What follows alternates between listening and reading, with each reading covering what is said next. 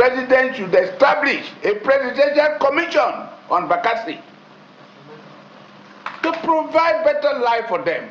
Over the past few decades, Chief Edwin Clark has become a respected elder statesman, his voice resonating powerfully as he championed the development of the Niger Delta and the rights of the Ijaw people.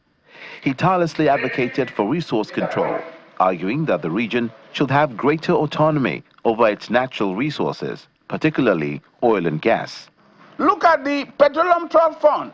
Could you imagine a situation where the fund which is generated from our own backyard is now being used in training every Nigerian?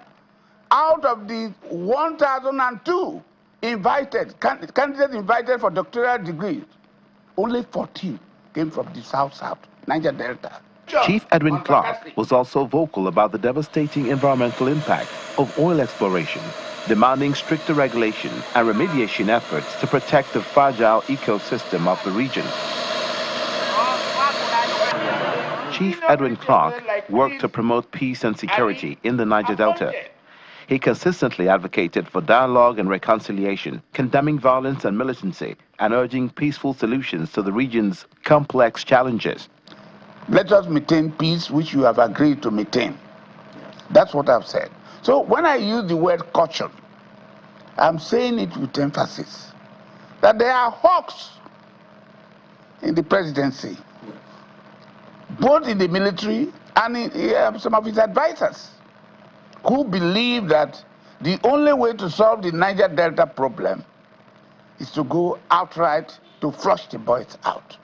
But that would be a big mistake. His advocacy extended beyond the Niger Delta. Chief Clark was a strong proponent of restructuring Nigeria, believing it's vital to address the imbalances and injustices that have plagued the nation for decades. Restructuring of Nigeria for a better Nigeria is number one. You are not talking about your constitution.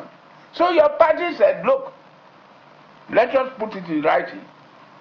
It was in our manifesto. Let us set a committee to examine this issue of restructuring. Chief Edwin Clark's political and civil rights philosophy was rooted in the principles of self-determination, resource control, development, environmental protection, peace, and restructuring. He will be remembered for his strong convictions and fearlessness in speaking out on national issues. The Presidential Commission